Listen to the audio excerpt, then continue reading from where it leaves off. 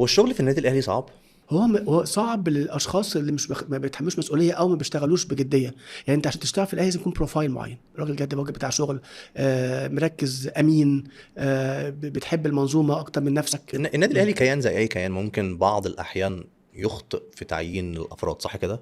انت بتتعامل مع مؤسسه، مع كيان، في معايير معينه، ومفيش مجاملات خالص.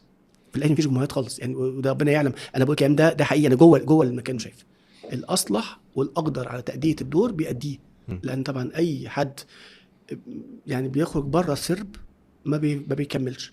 فاحنا في ثوابت في النادي الاهلي، في التعامل مع الاعلام، في التعامل مع بعضنا حتى البعض، في التعامل مع الاسرار، مع المعلومات، مع الاجتماعات.